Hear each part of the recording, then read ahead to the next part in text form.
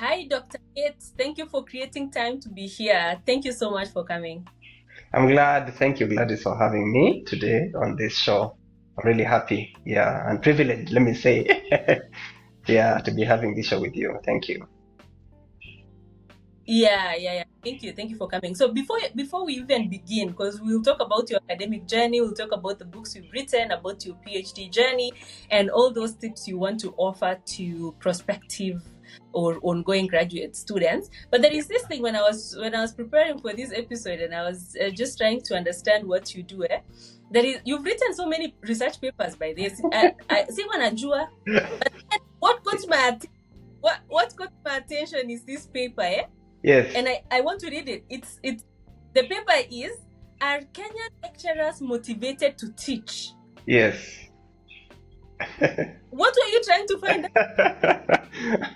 It's a very interesting paper, and I think actually most likely that originated from one of the semesters in class. And what I normally advise people, by the way, is from your PhD classwork, coursework, assignments, you can actually convert it into a paper. So I remember we had been asked, what's your motivation for doing this PhD? So I had written an assignment out of it. And then later on, it kept progressing. And then I realized, by the way, what's my motivation? At that time, I was, doing lecturing. I'm also studying. And then the more I read, I realized, okay, there is people have different motivations for doing PhD or for doing what they're doing.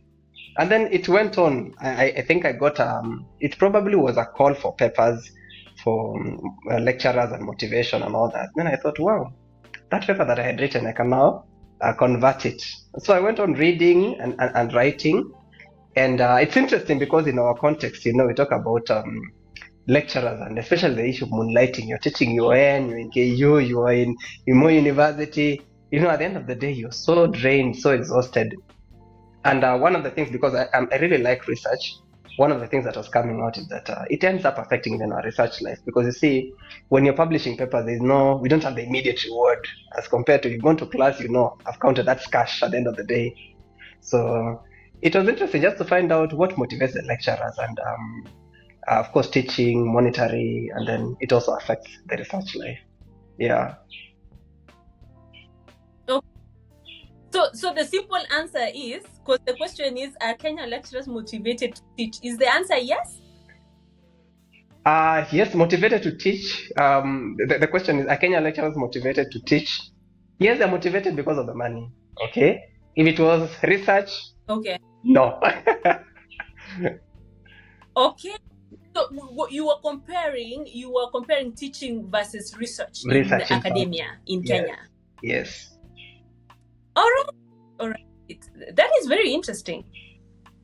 It's interesting because again, there are studies that have been done, reports. Our context research is really very low. Research publications from sub-Saharan context. In fact, one time they were saying that the production from Netherlands, I think, is much more than the entire sub-Saharan context research output. So it's really very sad because we are not doing much in terms of research. So we need to up our game. I've actually seen those pieces talking about low research output. What do you think is the reason why we are not outputting much? The number of reasons. One of them I've already mentioned. The focus on teaching, and again because of the rewards. You're working. You want money definitely to progress in your life, your family, your other. You want to build business and things like that. So you want an immediate reward. You see, for research, you have to build a portfolio so that later on, even if you want to attract grants, we want to see, are you into research? Do you have a background and some research experience? But for teaching, it's just, are you ready for that? Yeah. So the immediate rewards for teaching. There's also the bit of ignorance. Yes. The bit of ignorance in terms of many people are not trained when it comes to research.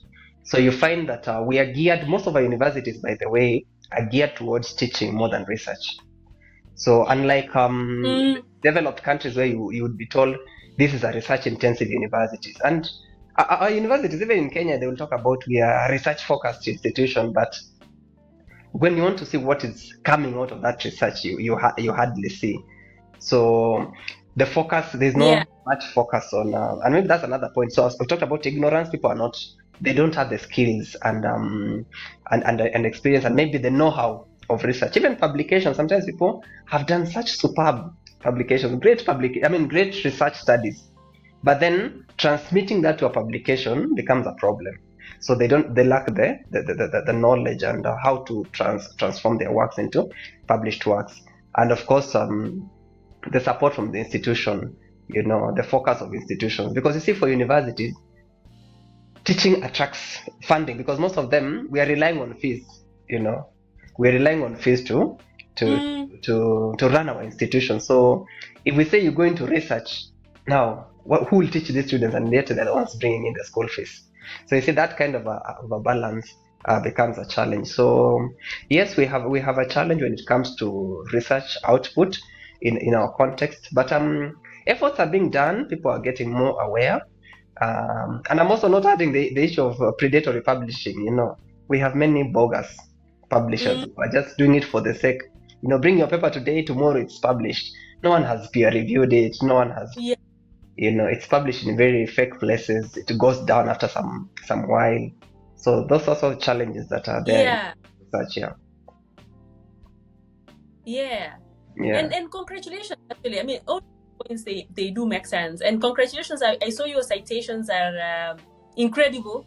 And Thank you've you. written so many nice out there. So well done on that. Thank you. And I want to know, you mentioned so there is this question that I ask everyone. The PhD, I was somewhere trying to motivate students, and I was telling them I did a PhD, and like, honestly, and I really liked the fact that they were candid, and they were asking me, why did you do a PhD? Like, why didn't you go to industry and make money? Like, why did you waste your time studying PhD? And then, is PhD helping you? I think their question was actually, do you think you are getting any benefit from doing a PhD? So personally, I've gotten so much benefits, which I'll talk about at some point, and this is not my show. But I'm curious to know, for you, at what point did you decide, or why did you decide to do this PhD? Yeah. So the motivation for the PhD, that's the question, right? So yeah, that's interesting. I think at some point I just realized I love reading, writing. I have a curious mind. Let me say that.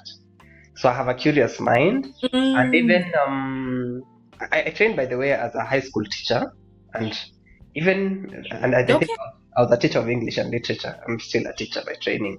So reading. Yes. Now, English literature, there's a lot of reading. So I would read newspapers, I would read articles, I would read research summarized in newspaper articles, and I'm gleaning so much. In fact, I remember at some point I had created a file where I'd get a newspaper, then print out there's a column that used to just discuss research related, and psychology. So I'd really be interested, and then I'd publish. I'd print it out, not print it, but photocopy the newspaper, then keep it in a file. So I was always reading. Yes. And then, but I knew someday I'd want to work in a university setup, and just be in that kind of setup where a lot of reading. I just need a lot of reading, a lot of reading and writing in the university. So I'd even tell my students, someday I'd work in a university. But it's interesting the way the things we speak, how they come to life later on in life. Because I remember, when I had transitioned now from teaching high school to go to university, I was one now working on my master's, and I was a graduate assistant.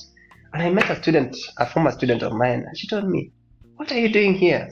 I told her, "Oh, I'm working on my master's as I get trained to be a lecturer."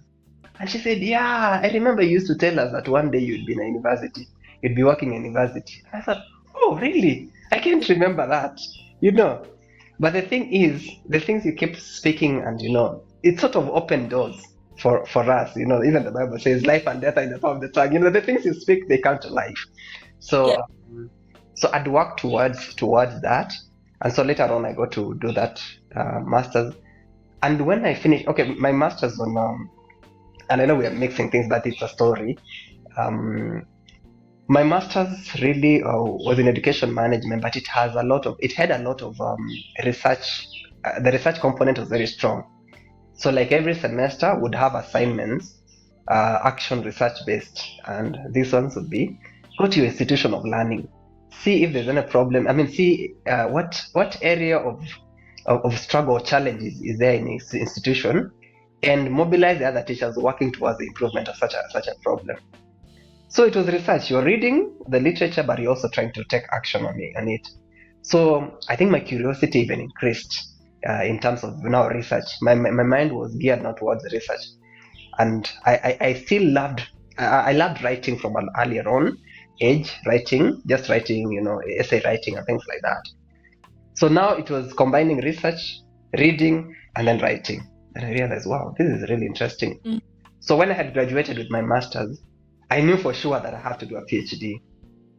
But of course, it was now what PhD in what, which institution. So later on, when the opportunity came I was still on the lookout. Because I graduated in 2014, my master's, and I knew I need to get a PhD. I need to study for my PhD. Although my mind was set on not doing the PhD locally. Strathmore, where I did my master's, is a very great institution. It's so superb. And I was looking at, is there another institution that can really meet this criteria, for my PhD now? Because I don't want to go to a law in court. I don't want to go to a law institution for my PhD after getting this experience. Yes. So I was on the lookout for institutions overseas. I was on the lookout for scholarship, but it was a bit difficult getting one, especially because at that time I was married, I have my children. I think I had one daughter and things like that. So I'm thinking, whatever scholarship I should get should take care of my family. I wasn't really open on going alone and leaving my family behind. So it didn't happen. It took quite a long, and then until I decided, why not just do the PhD locally? So that's when I applied for one of the institutions and got to do the PhD. Yeah. Yeah.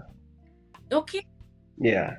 Wow, what a journey. And I'm very curious to know, because most of the people that I've hosted here, they've studied abroad. So most of my friends, the people I've hosted on the GN Inspire platform are like people that I know, or like, we have mutual friends, and we kind of met maybe abroad, because I did my PhD abroad. And I've been very curious to know experiences of someone who's done their PhDs locally in Kenya, because I've had some complaints or just challenges with, resources and support. So I'm curious to know, how was it for you doing PhD, and tell us PhD in what and which uni did you choose to do your PhD in? Okay, thank you Gladys. Yeah, so I said I trained, my first field of training is education. So I trained as a teacher of education. I'm a teacher of English and literature. I did my master's in education management at Strathmore University. Then I went to do a PhD in communication. Remember, my background, first degree is English and literature. So communication is still within the field of English and literature. But my initial desire was actually a PhD in education. I really desired to have a PhD in education. But in my own assessment, I wasn't getting the kind of courses that I wanted. I really desired to do a PhD. Johns Hopkins University, Baltimore, Maryland, was one of my desired dream institutions. I wanted to work there and go work on my PhD there, because I loved what they were doing. I would see on the website. I would even write them inquiries about scholarships and things like that. But when now, like I said earlier, I wasn't foreseeing an opportunity that would cater for me and my family, then I resorted to, okay, what is the next best course that I can do that is still related to what I have done. So yes, I've done English literature, I have done masters in education. Communication is the next best field, which is related to what I'm familiar with. Because even at the university at that time, I was teaching communication skills. So that was my specialization. I've been teaching communication skills. So I thought, okay, I can go do PhD in communication. So I went to Daystar University. Daystar University in Nairobi is renowned when it comes to, especially their PhD in communication, or the field of communication. Each institution, by the way, there's something that people know it for. So Daystar was renowned for and has been renowned for PhD. I'm in the field of communication. So I signed up for the course, and started it in 2017 August, and then graduated last year in November. 6 years down the line, it was done. And yes, you've talked about challenges, experiences. It is true. There is a lot that has to do with studying for PhD in our context. Now, by the way, even taking 6 years, it looked like I'd taken a short time. When people take 10 years, 12 years, and sometimes it's very sad. Let me say that. Yeah, it's very sad. It's very unfortunate that people can go that long, and it's because of a number of reasons. Okay, number one, funding plays a small role. It's not okay. It plays a role, funding, in terms of if you don't have a scholarship. Realize, by the way, there's an article I was reading back that talks about most PhD students in Africa, sub-Saharan Africa, and maybe the rest of Africa, an average age of PhD, maybe students around 45 years. By the time you're doing PhD, you have a family, you have, it's like the younger graduates like you or the younger PhDs like you. It's not really a preserve of our context. And though we have now a number of them, but our system. So think about someone who is getting into a PhD, has a family, is already working. So funding, of course, you have to think about, do I pay school fees for my child, or do I pay for myself? So people end up deferring, for example, because of funding if they don't get scholarship. And then now we're talking about work-life balance. Here you have your boss is telling you, this report you need to submit, and then you're thinking about your assignment. How do I? Which one is fast? So people end up, sometimes people fail units because now they can't strike a balance between their work and expectations, and even having a family. At one time my wife was telling me, I feel like you've neglected us. My wife was telling me, I feel like you've neglected us. Where are we in this PhD story? You're so focused. It's class, it's assignments, it's group work. What about us? And honestly, I'm thinking, how do I balance? I really want, this is a good thing. Family here, I cannot substitute it. So I think those challenges, and now we go to institutional challenges, and it's unfortunate that we do not have enough support structures in our institutions to support both masters and PhD students. So you're really welcomed, you are encouraged, sign up for this PhD, it is very great. But once you're in, you've done coursework, and we have many people who have done coursework, the ABD, all but a dissertation. That group, people who completed coursework within 2 years, within a year, but now thereafter, it's like, all the problems begin. Because suddenly you've been assigned a supervisor, and then you've never even met. And then you're told, no, the supervisor went on a conference, and you're just wondering, this conference, how long did it take? And they are coming back after 3 years. And you're just wondering until one time somebody tells you, by the way, to be honest, this person was not even a full-time staff here.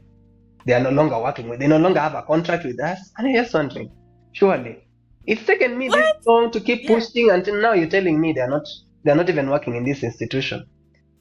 And then you have others, you meet them, and then they're telling you, okay, this topic is not viable, think about this, and then you're left stranded. Now you're wondering, you can imagine, you're still sort of green in some way when it comes to research, and then you're told, no, this one is not viable, go think about this, read. Then the supervisor leaves you. Now there you go, wondering, now what do I do? And then also there's the challenge of there's a challenge, and by the way, this does not cut across. Things are becoming much better now, but largely one of the challenges has been, and then you have 2 or 3 supervisors, they don't agree. Supervisor 1 tells you, do this. Supervisor 2 tells you this, exactly the opposite of what Supervisor 1 has told you. And by the way, because I sometimes support also students in terms of coaching them in their research, and I meet people that are telling me, now Supervisor 1 is telling me this, Supervisor 2 is telling me this. Now what do I do? I'm stranded. One gentleman, one friend of mine told me that he went and he told me, oh, by the way, but Supervisor 2 says I changed this, and then I said, I'm a professor. What I have said is fine. It doesn't matter where he's telling you anything. you know. So that infighting among supervisors, it ends up affecting, the way we say in Swahili that fahali wawili wapiganapo nyasi umia. The grass, no, the student in this case, they suffer because the supervisors are fighting. In fact, it's so unfortunate that sometimes there are even students who fight, who rise against their students during defense. You need to present your work, and your supervisor, instead of being on your side, they're the ones who have guided you, coached you, directed you, and now they say no, but that is wrong. And you're wondering, the person who was guiding you is the one telling you before the panel, no, that's not right, you cannot do that. So these are some of the challenges. And this lack of support structures affect the students. So we have many sign-ups. Every year we have an intake, 20, 50, 100 PhDs, but you find 2 are graduating, 3 are graduating. After a very long period of time, we have so many students in the system. They have never graduated. We don't see them. We don't know where they are, and we are still getting intake, having more. Yeah. So all these challenges. Yeah. So and maybe just before I leave that, Gladys, because I don't want just to paint a bleak picture. Things are becoming better. Yes. Things are becoming better because there are institutions who are now even coming up with support programs. How else can we make? How else can we support our students? Let's have, if it is research writing programs, let's have research. And also these are suggestions by there for institutions. Let's have, apart from the main coursework, we're doing this course, this elective, let's have also structured program where we can be supporting our students. Let them work on this. Come for, even if it is a monthly session where they're just meeting for research, whether it's online or offline, so that continuously we are keeping tabs and also follow-ups. We need to get rid of this pride that they're PhD students. Some people, life issues happen. You talked about, I read your very interesting book, and I think people should read it, and how sometimes an experience in life happens, an experience, you lose a loved one, there is divorce, and separation, and people are just there. So unless you follow up, ask them, what's happening? Come, let's have a conversation, and somebody tells you, I've just given up on everything. So we need to have things like that, follow-up structures, and also partnering with institutions. I think I'm just forgetting the institution, but some of these institutions where we are rallying people, supporting them in terms of research, writing, how to publish, things like that. So these ones are going to help us, because you see, economic development of nations, the PhD program and qualification plays a very big role in economic development of a nation. So the more we have PhDs in the right place, it's going to support nations like Kenya, for example, to grow and get to their destination. Yeah, so thanks. I'll say so. Yeah. No, amazing, really amazing. And while you were talking, I have so much adoration and salute for you guys. Ooh, you guys have been balancing like family and all those responsibilities. I cannot even imagine. Like personally, I started my PhD when I was 24. I was young, single, and the only problem was just PhD. It was like full-time job for me, like doing the PhD, and maybe that's why it was easy to do it in a relatively shorter time. So I cannot, and the thing was a roller coaster.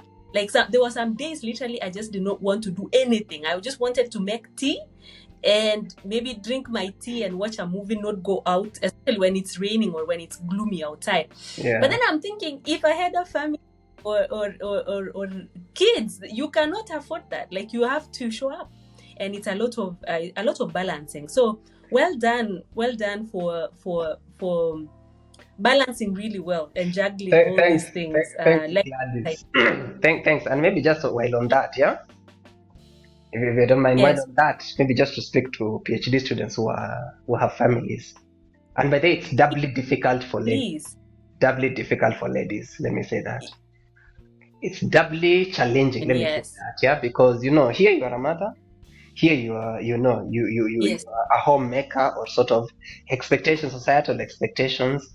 We even have stigma and things like that. So you have to learn to balance all this. And maybe I need to speak to the spouses of PhD students. their support Yes. is extremely Yes. important.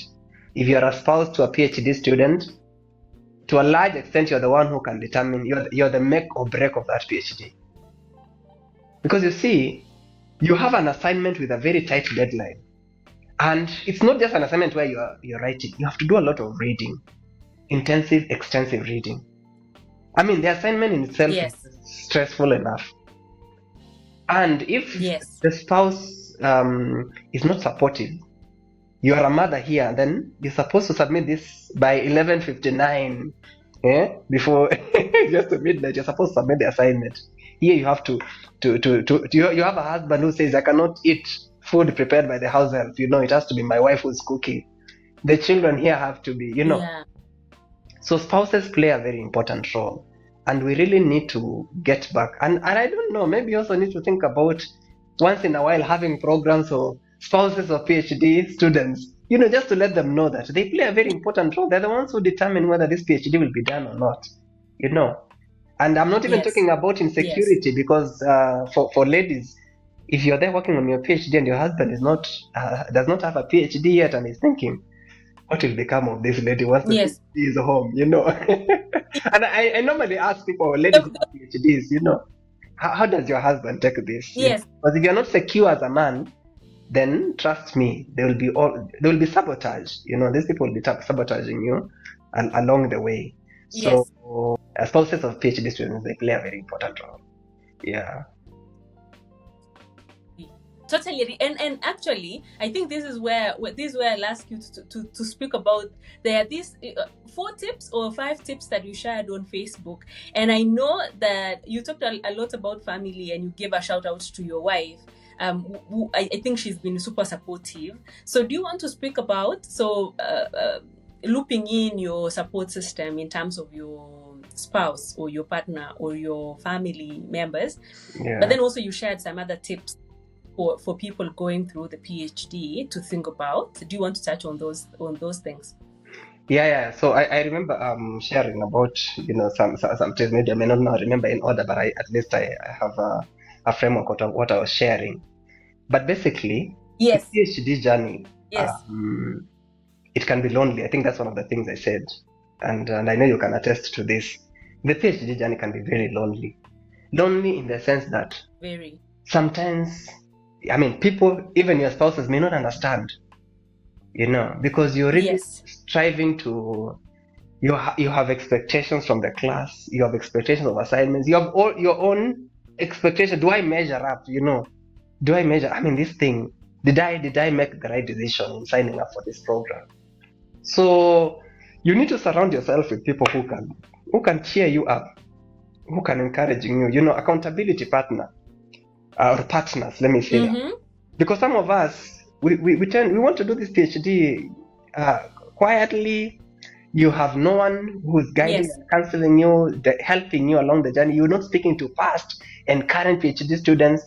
Let me just give an example. Recently, there's a PhD student who we're just having a chat, and she was telling me, I've contemplated dropping out. And I told her, by the way, I also contemplated dropping out twice.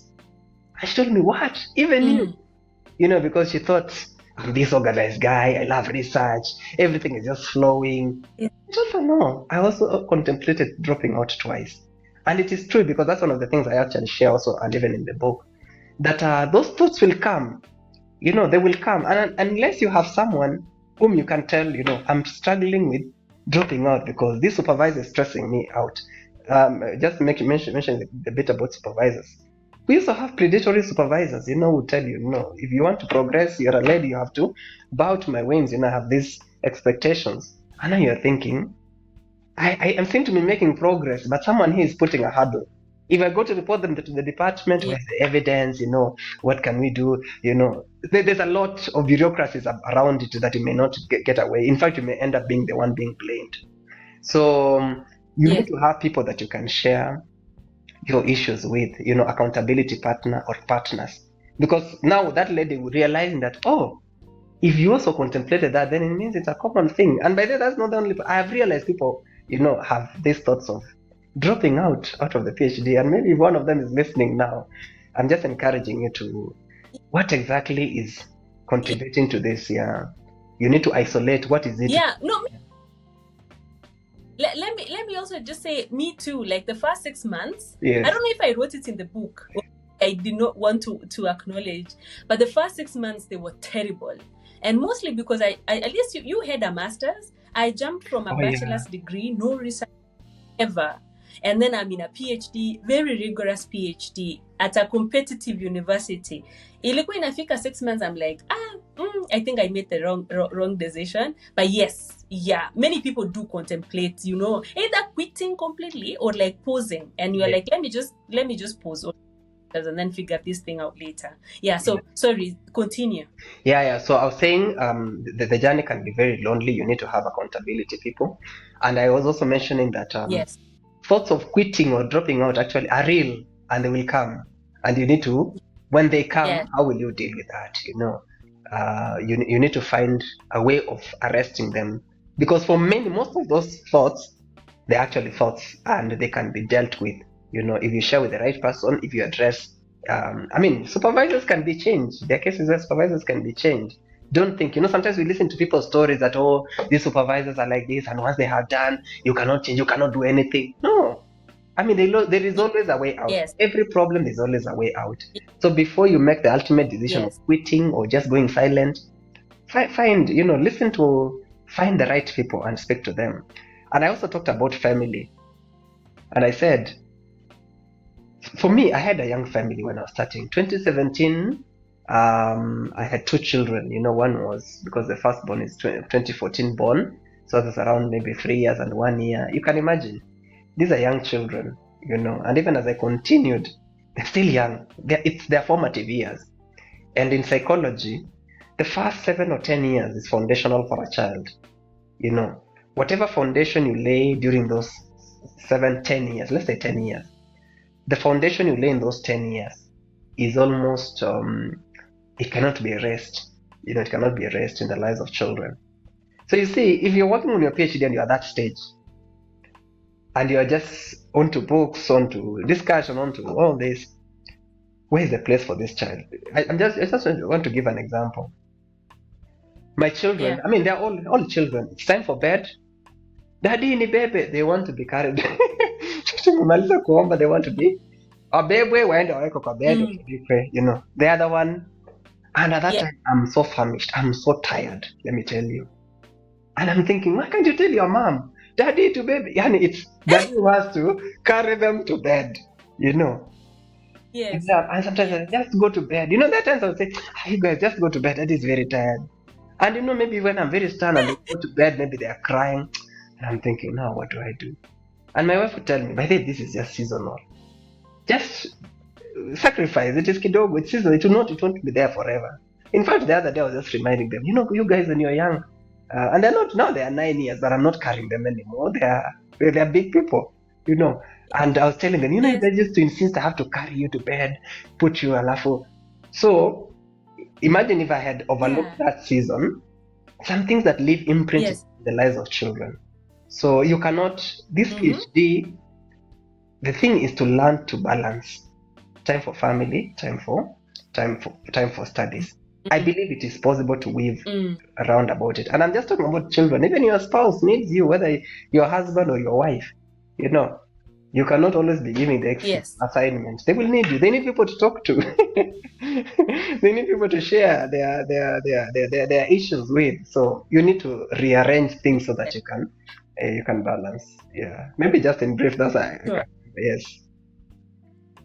Sawa. No, thank you for sharing. And giving this, they do make sense. They do make sense. And again, just saying, like, I massively salute people who combine family, work, and PhD, because PhD on its own is just a monster, like we've talked about. And then now you add other things like and work. Some people do full-time work, I think, and then they research like part-time, like evenings and weekends. Man, I did really massive respect. So let me just take this chance to say that you are willing to chat with anyone. I would give this chance to students, particularly doing PhDs in Kenya, those who are on the verge of giving up, or even if you've not thought of giving up, but you just need someone to talk to, like someone who will understand. And I think you will definitely understand, having done your PhD here. So you mentioned that you are happy to have like 30 to 45 minutes chat with any student doing PhD, and they want someone to just chat with. So anyone who wants to talk to Dr. Harry Bett on their PhD, or just have someone who can understand you, because also if you've not gone through the journey, it's very difficult to understand. So I'll leave your contact details down below in the description box, and then they can reach out, and you can talk about that. So let me ask, after your PhD, so when did you graduate? When did you finish? And what are you now currently doing? So I graduated last year. That's 2023. We're in 2024, right? Yes. Yeah, I graduated in 2023 November. So that's yes. We are now almost 5 months ago. Yeah, but yeah, you're fresh. Very fresh. I'm still fresh. So while I was working on my PhD, when I started my PhD, I was working at the university, doing playing some administrative role, but also teaching in the evening.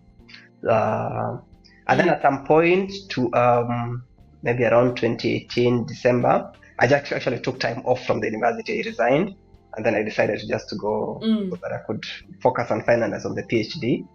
But I was still working part-time. I was still teaching part-time.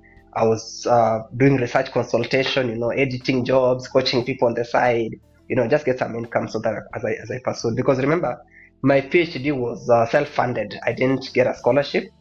And maybe just to let people know, I liked the format that Daystar had, and I know most institutions have, where you would first of all pay monthly. You agree on this is the fee for the term, but it's flexible. You can be paying in bits, and you were also allowed to take the number of units that you are comfortable with. So, for instance, maybe there would be five units on offer each semester, but you'll be told you can even pick one if that's what you feel you're comfortable with in terms of the workload and the fee. Although we would be told that for it to make more sense, take at least 3, so that you don't take, if you take one every semester, you may take 5 years just doing the coursework only, which can also be quite wasteful. So maybe we're advised to take about 3 of them. And so I took 3. I think there's only one semester I took 2, and then the last semester I took 5. It was really crazy. But at that point, and then I had taken time off. So I have been doing research consultation even while I was out of the university, and part-time teaching. So after the PhD, I have continued doing that, research consultations with individuals, with the groups, but also working part-time with the university on research projects and teaching and things like that. So I'm largely an online guy. Okay. Yeah, that's what I okay. Yeah. All right. That is interesting. All right. So I want us to just touch on. Can we also mention that you after your PhD, you've kind of collected all your experiences into a book, which I really like. You wrote struggles, success, seasons, struggles, and success. Yeah. And you write your PhD experience in Kenya. Yeah. Do you mind sharing about the book? Yeah. The book is called My PhD Experience in Kenya: Seasons, Struggles, and Success. Yeah. So what happened is actually this. I began writing this book before I was done with the PhD, and you know what? The second time, I almost dropped out. I was already done with coursework. I am at that point of the research work, and I'm thinking, what's the point of all this PhD? That's the time when existential questions come. Who am I? Where am I? Where am I headed to? So I was battling with these questions, and I'm thinking, does it make sense? I'm already out of the university. Not that I don't have interest. I like research, I like writing, I like teaching, but I just feel like it's not making sense. So And I'm glad I got some people who supported me, just some form of guidance and, helping me, praying with me. And after that, I went on back to the journey and went on to completion. But at that point, I wrote the first chapter. The first chapter, which is I nearly dropped out. Okay. So after graduating now, I went back to working. I'm a very fast writer. I think because of maybe my maybe my skills in English literature. I envy you. You know my story with English, right? So when I hear someone saying you're fast with writing, I'm like, I'm envious. Yeah. So I think, of course, I've also gathered skills over time. By the way, the first time I joined Strathmore University to work as a staff there, I was attached to the writing center, Strathmore Writing Center. So where supporting students in terms of their research, their writing, just giving them tips. So I was also learning as I'm helping with the main facilitators. I'm also gleaning, getting the tips and things like that. So I became better. I transformed my usual writing into research writing. And now, although this is written in an informal and research style, because it's really just to share the experience, what we're talking about, the work-life balance, we're talking about dealing and managing your supervisors, maybe I can share that if you don't know how to work with your supervisor, you can really have a very tough time, because some supervisors, they're just humans like you and I. And a basic thing, for instance, some supervisors are just very poor with email. They'll tell you, it's okay, just bring the updated draft. You send them email, or please give me feedback. And they just don't like reading, uploads. They just tell you, bring me a hard copy. So if you don't understand that your supervisor works that way, you can really have trouble, because you're thinking, I waste time, I go all the way. But you see, if that is going to help you to work and go to the very end, then you need to do it. So I've shared my experiences here. So I've shared the experience, the lessons, and questions for people just to think about. Thank you. So the book goes for 2K. I think we'll share the link, 2,000 shillings, Kenya shillings. We'll share the link after. And just to add that for your readers, yes, I'll give at least one copy of the book to your readers. Depending who Gladys will nominate. And earlier on, I had written another book called Rise and Shine. This is an inspirational book. So maybe if you're not in academia, you're not you're just there. All of us, by the way, Gladys, have a purpose. You have an assignment. You see the things that you're doing now, gleaning out stories from people. And some of us are sitting back. Yes. We're sitting back, and yet there are people waiting for you. One of the chapters in this book, I think chapter 2, talks about step out. Because you can be sitting back and thinking, for me, there is nothing that I can do. But imagine there are people waiting for you. The moment you take that step, then others now I help. I don't know which quote I was seeing recently, that there are people waiting. There are people waiting for you on the other side of your obedience. Like there are people with needs. There are people with needs waiting for the other side of your obedience. In terms of when you obey the prompting that you feel within you that God is giving you, when you obey, then there are people with needs on the other side. Like now with this show, there is someone who would have wasted time looking for the right thing, but just having a conversation with it like this within an hour, and they have all their problems sorted out, and they're thinking, wow, why didn't I think about this? So as you have obeyed to do this, you have helped so many people.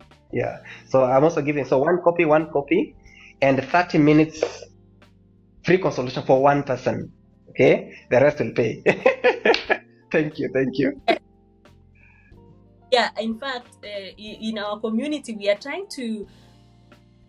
This is what I normally say, like or something that I'm very passionate about nowadays, and I share that we cannot. And the other day I was sharing. I recently joined TikTok, so bado najifunza kutumia TikTok. Me too.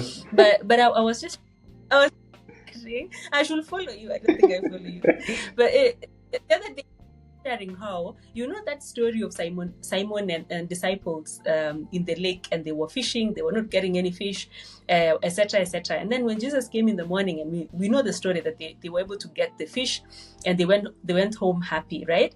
And there is this part that I think we don't even talk about. Like when Jesus came in the morning, do you know the first thing alifanya? It wasn't the miracle. The first thing alimwambia, nilete your boat nikalie nihubirie watu. Yes. And these guys, like, they had been preaching the entire night, but then they were like, okay, you use sayota, they are not sure if they'll get the fish, but like they took a moment and they gave out whatever they had to be used by other people, and that's how their luck kind of came about, right? So anyway, I'm very passionate about this story of co-creating and always asking, yes, me, I want more, I want a promotion, I want a scholarship, I want more money, but what am I doing where I am with what I have? What am I doing now? And then in obeying that, and I think we like have different passions and interests, but like your interest yako yenye unasikia kuna hiyo kitu yenye kama haungekuwa na fear of watu watasema nini, kuna kufanya hiyo kitu, jaribu anza tu kufanya, hata kama you don't have finances, you can just make it. And like you said, Harry, it's very surprising. My friend was telling me it's called synchronicity.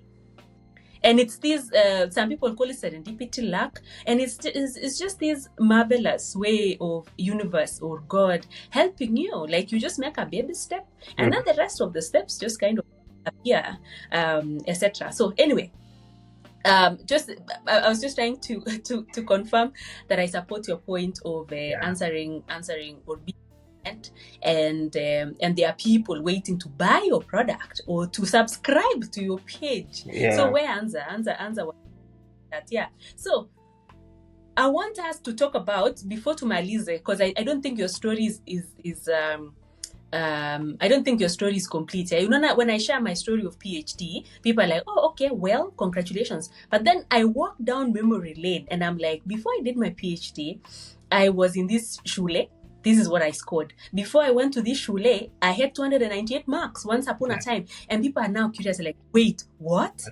Once upon a time, So I want so that people appreciate your journey. I want us to touch on, you had mentioned that masters at Strathmore. And then where did you do your undergrad? And then also we'll touch on high school and ulisko ngapi high school. And then maybe, yes, we'll kind of summarize from there. Okay. Thank you, Gladys. Let me try to bring all together, just summarize. I mean, primary, high school to university. So I studied. I come from Kapsabet. Kapsabet is my hometown. I studied at one of the schools here in Kapsabet. Within town, it's called Tegat Primary School, AIC Tegat Primary School. That was the name then. I scored 456 out of 700 those days. And I need to mention something, because I also like inspiration, by the way. Motivational talk is one of my other callings or assignments in life. I like inspiring people. At that point, when I was doing my KCPE, we lost our parents, both of them, at that very stage. So just before I did KCPE, Now, so when I was going to high school, I went to AIC Chebisas Boys in Eldoret. Some of us know it. And those days we used to do interviews. They would interview students. It was not like admission automatically the way they do it with the government now. So because it was semi-private, it was partly private, partly government, and it was doing so well. So we did the interviews, but I didn't score the requisite. I mean, the last person to be admitted at that time had 462. And remember, I had 456. So they read out the names. They said, no, the last mark we've taken is 462. But they said, there is only one special case that we have considered. This gentleman who has 456, and it's just because he lost his parents prior to doing the examination. So we're giving him an opportunity. So I got in and studied, and it was wonderful. I mean, I've had people, parents, guardians, I keep talking about them, they're called the Kimetos, who just took me in as one of their child, paid school fees, supported me, and on all that. And by the grace of God, and also another gentleman called Steve Entwistle, who also contributed at some point. But at the end of it, by the grace of God, I had scored a B+. I remember my high school principal hugging me, he's saying, congratulations. He passed on later on through an accident. But there's something I remember also him saying at that point, which I came to reflect on it much later. He was telling me, Harry, 1 degree is not enough. Harry, 1 degree is not enough. I didn't understand what he meant. It's much later on that I'm thinking, oh, he meant don't go and just do 1 degree. Go on to master's, to PhD. I was reflecting on it much later. But just to say that God helped me, and getting D+, and now I was admitted to Moy University. I did my Bachelor of Education in English and Literature. And then after I passed, went on to teaching now because I graduated in 2004. And then, of course, teaching. I taught for about 8 years, by the way, in high school before I went to university. Another 8 years. Now it's been around 10 years. I know the good thing, thank God for our Kalenjin bodies, it doesn't show all those hidden years. So went on to teaching, and then at some point while teaching, at that point I've been employed by TSC, and I'm feeling like, okay, yeah. And at that point everybody's feeling, now finally you've arrived, now get married, settle, and things like that. But I'm feeling a yearning within me that is, there is still something more I can go get. So, and I started applying for institutions, and at that one point I'm seeing this opportunity for Strathmore University. The fees is astronomical. At that point, Strathmore University, the fees was quite high. It's now, it's now relatively manageable for that course, but I'm thinking, okay, this is a good one, and it's school-based. I have to go when the schools are closed. I go for 3 weeks, then I come back, and then I just took a step of faith. And then 1 year down the line, when I'm working on that master's, there's an opportunity at that Strathmore University. They're saying, oh, there's an opportunity for research assistant in this and this. Graduate assistant. And I think, okay, now I have to make another risk. There's a question you were asking about, what risky step have you taken? I took a step and I resigned from TSC, from Teacher Service Commission. After 3 years, you could only, if you wanted to take study leave, it was only possible after 5 years. I think it's still the case. So, but I've not completed the 5 years, only 3 years. I'm thinking, okay, I have to take the plunge, So I resigned from TSC, and people are thinking, are you crazy? You've just landed a job, permanent and pensionable. When you get to the government, permanent and pensionable, and you're going to some risky institution, you don't even know them, you don't know. What if they say the job has ended? Where will you go? I'm thinking, I'm all free, I'm all alone. What is the worst that could happen? Let me resign. So I take the plunge, I take up that job. And then fast forward, I get a partial scholarship at that point, finish up my master's, get to be an assistant lecturer, and then, go on to become a lecturer. So that has been the journey. And I normally tell, and I think it goes back to what I'm saying, people just need to take steps of faith. What you were mentioning about serendipity and synchronicity. There are some things, and I think I also mentioned in this book, and it's an example that I remember one person mentioning it. There are these automatic doors, these automatic doors that until you get there, they sense your presence, then they open up. So for many of us, we are seeing the door open there, but we are just waiting. We are standing here. The door is closed over there. We are standing here expecting it to, but you see that door, until you get close to it, then it senses your presence, then it opens up. So I normally tell people, people are talking about, I don't have a job. Have you even visited the organization that you desire to work in? Go present yourself there. Have you applied? This university, I don't have fees. Can you make the first step? Write an application. Go visit, go present yourself in person. Say, oh, by the way, I have studied this. I have this experience. I'm even willing to begin as an intern, just to gain the experience. So don't sit back. Don't pity yourself. Don't think, I don't have, my background is like this and this. Anybody can change the world. Anybody can change your world. Sometimes I'm talking also to Christians who think, oh, I'm waiting on God. And sometimes God is actually waiting on you, waiting for you to take a step and do something. So from wherever you are, there is always something you can do. You can begin volunteer. In this airspace nowadays where we have a lot of online space, WhatsApp, TikTok, what are you doing apart from just the dancing and and other things that may not be relevant to what you do? Present yourself, your skills, your talents, your experiences. Share them, showcase them. People will identify and say, this person has something that we are looking for. Otherwise, if you just remain hidden there, nothing much will come out of it.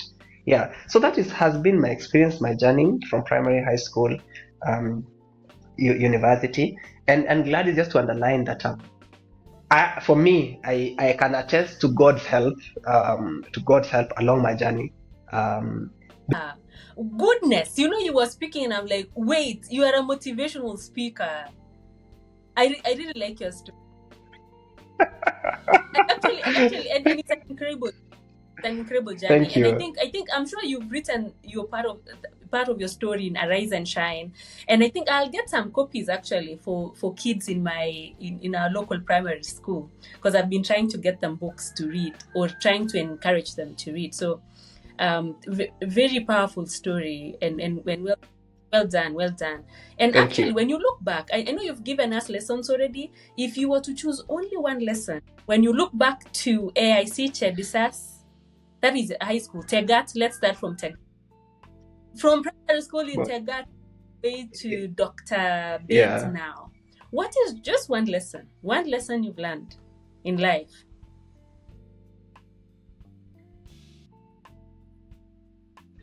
Yeah, that has been very interesting, and I think it still goes back to what I have said. There's some things I want to tie to the bit of regretting, in terms of many of us, we wait for opportunities to be perfect before we can do something, and I think I've already mentioned this. And I've come to realize that we are presented with opportunities every other time. You know, God gives us opportunities every other day. You know, and the thing is, are we going to seize those opportunities? You get an opportunity to meet someone. Maybe that's the time to share that, to pitch that idea that you have. Maybe that's the things look favorable. And sometimes we are so crippled with fear, we're thinking, maybe next time, I'm not ready enough. Let me wait for things to be perfect. Things will never be perfect. Most of us who struggle with perfectionism. So one of the lessons I have learned over in life, and I still struggle with it. I still think, the thing is, just start. Just do it. What people say, do it afraid. Do it anyway. What's the worst that can happen, by the way? What's the worst that can happen? Just do it. Some people think, oh, this course, I don't know how it will turn out. Get into it. You'll know as you go along, you'll get to know what will happen. So the thing is, don't. There's some people who, maybe because of their temperament, they overanalyze things. You're analyzing it this way, and by the way, this also comes to relationships. You found someone and you think, wow, at least we align in values, we align in outlook towards life. But there's this kind of thing. It's not a wicked thing, it's not a sinful thing. Maybe they're oversleeping or something. There's some things that their behavior, they can be changed. So you end up delaying making decision until an opportunity bypasses. Just take the plan, take the step, and just do it. And maybe also this affects our men, or my men folk. People will think, men, if there's one challenge that men we face sometimes, is commitment, in terms of, if I commit to this relationship, now I'm going to be I'm going to be a husband, I'm going to be a father, I think I'm not ready. When do you think we'll be ready? By the way, even at 50 years, even at 60, we sometimes feel we are not ready. So the thing is, just get into it. You found the right person, take the step, introduce them to your family. I know this is outside academics, but the thing is, just step out and do it. Do it afraid, because many things are not wicked in themselves. It is we who limit ourselves. So let's not limit ourselves. Let's not limit God. It's very interesting, by the way. Let me just quote one verse, Gladys, in the Bible. It is Psalm 78:41, and the Bible says in Psalm 78:41, they limited the Holy One of Israel. People think, how can you limit God?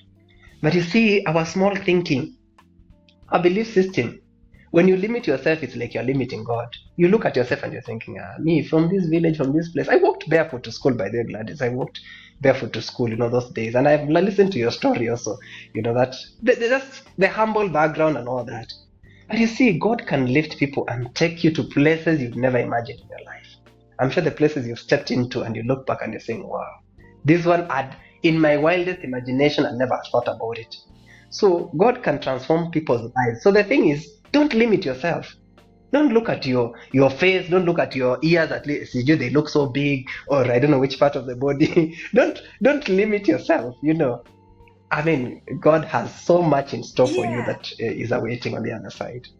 Yes, I know this one. And I begin talking, I can talk and talk and talk. I'm liking it. I'm liking it, and I wanted to add in that direction of not limiting yourself, even if your English is not Englishing. Because for me, gosh, when Oh I started yeah, oh writing, because I felt like I had content and I had story to tell, but then I was like, will my English?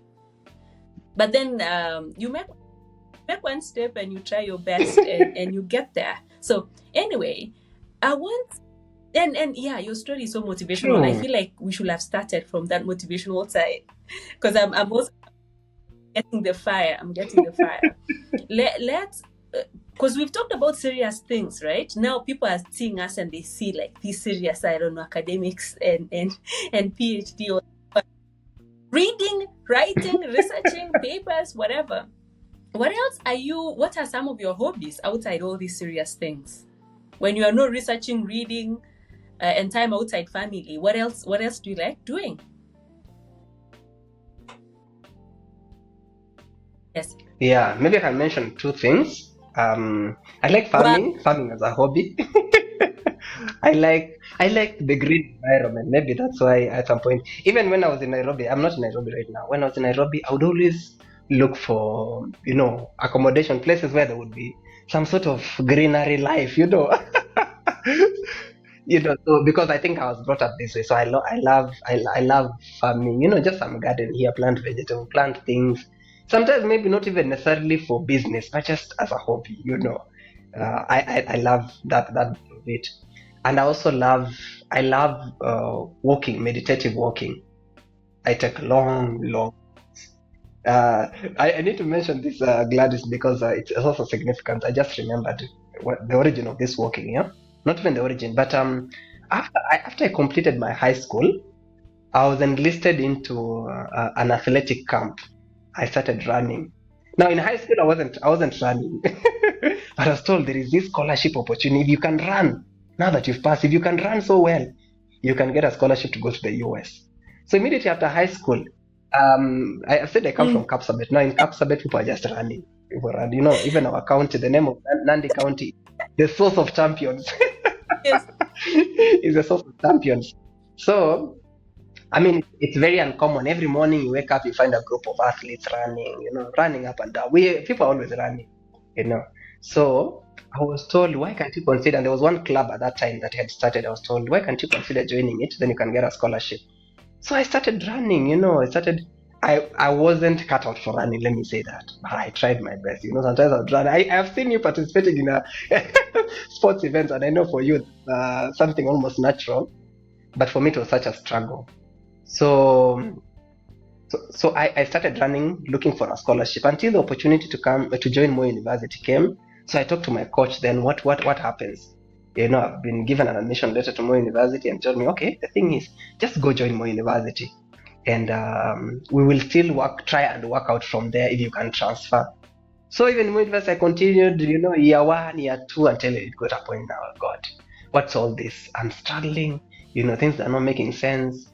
And anyway, so after that, because I was used to, training athletics, we would run 20 kilometers in the morning, 10 kilometers in the evening, practice almost every day except Sunday. We're told, let's take this day, rest and pray. But Monday, you're back. Tuesday, Wednesday, like that. We had a program, let me tell you, a regimented program for athletics. So I guess after that period of time, I was used to, long walks. So even right now, because I largely work online, so some days I just decide, okay, I'm going for a walk, and I just go. I can walk for 10 kilometers, coming back. I'm so sweaty, I'm so refreshed, and then I feel ready to take on something else. Oh. Yeah, so my two hobbies. Yeah. And of course, inspiration is not. Interesting. Yeah. Thank you for sharing. Thank you for sharing. And I think there is a book I was reading. I've forgotten the title, but they were talking about the benefits, especially as a creative person who is writing and researching, like those long walks, heading nowhere. It lets the mind do its magic. Yeah. Yes. Kabisa, let me tell you, I have taken walks when I've had something in my mind. By the time I'm coming back, I'm having it shaped up. They are magic. So they are it's magical. True. Yeah. Interesting. Yeah. Wow. I think Unless there is something we've left out. Yeah, I'll also give you a list of the link where they can get the books. Okay. I'll share after in the description. Okay.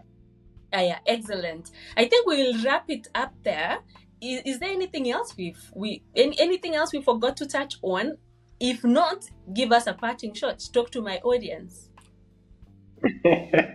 Nothing much. I mean, there's so much we can discuss, but for now, I'm really, I'm very thankful, Gladys, for the opportunity. I know I didn't say Dr. Gladys in a teach here, but I'm very grateful for the opportunity that you've accorded me to just have this discussion. It's very helpful, and I encourage my readers, I mean, our listeners to read. Reading is so important. Let me tell you, you don't have to, and I'm not just talking about these books. Recently, I got a book. It's called Finish Everything You Start. Finish everything you start. Very interesting. It talks about, many of us start things, but finishing is an issue. So I'm just encouraging that let's be readers. If someone has summarized their 40 or 50 years experience into a book of 100 pages, why do you want to waste all those years? Why can't you just get the points, the lessons, and apply in your life? And that's the very best, whether you are an academic or not. All the very best. Step out. Yes, there is good life out there. Thank you. Great. What a way to end the show. Again, we appreciate your time. I know you are a busy man and you would be doing other things, but you created time to be here. So asante, we don't take that for granted. Thank you. Welcome. Great. So bye for now, and I'll see you guys in the next episode. Bye.